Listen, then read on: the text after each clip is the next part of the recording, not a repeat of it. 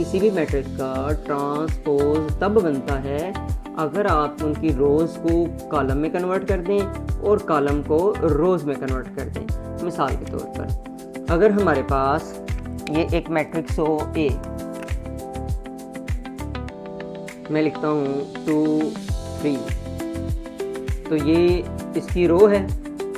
तो ए का अगर मैंने ट्रांसपोज लिखना है तो ए ट्रांसपोज कुछ इस तरह से होगा, ए ये ऊपर टी लिख दें तो ये ट्रांसपोज होता है। अगर हम इसकी रो को कॉलम बना देंगे, इस रूफ को ये रो है, अगर हम इसको ऐसे लिख देंगे तो ये कॉलम हो जाएगा। यानी मैं इसे ऐसे लिख दूंगा, ये रो थी, मैंने इसे कॉलम में कन्वर्ट कर देना है, यानी मैंने इसे लिख देना है 2 और 3। तो जब इसकी रो इसके कॉलम में कन्वर्ट हो गई है तो बेटा ये इसका ट्रांसपोज होगा।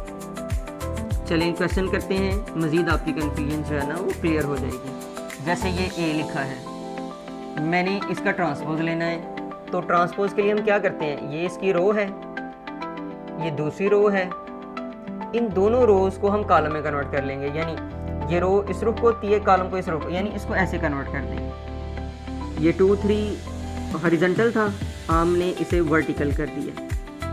इसी तरह ये 4 5 हॉरिजॉन्टल था, इसको भी मैं वर्टिकल कर देता हूँ 4 और 5। तो बेटा ये ए का ट्रांसपोज आ गया, इसको हम लिखते हैं ए टी। किया क्या हमने, जो रोज थी ये फर्स्ट रो थी, इसको मैंने फर्स्ट कॉलम बना दिया, ये जो सेकंड रो थी इसको मैंने सेकंड कॉलम बना दिया। अगर हम इसको देखें तो गौर कीजिएगा, ये कॉलम है तो हमने इसको रो बना लेना है।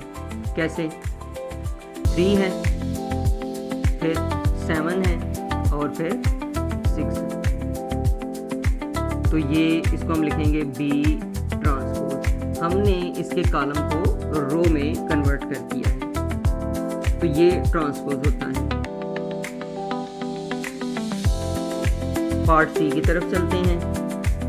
हमने इसका ट्रांसपोज लेना है, तो डेफिनेशन में हमने पढ़ा है ट्रांसपोज में हम क्या करते हैं, जो उसकी रो होती है उसको कॉलम में बदल देते हैं और जो कॉलम होते हैं उसको रोज में बदल देते हैं। तो यहाँ पर क्योंकि ये उसकी रो दी गई है, तो जब मैं इसका ट्रांसपोज लूँगा तो इस रो को मैं कॉलम में कन्वर्ट कर दूंगा। जब मैं इसे कॉलम में कन्वर्ट कर दूंगा तो ये आ जाएगा 5 -2 और 4।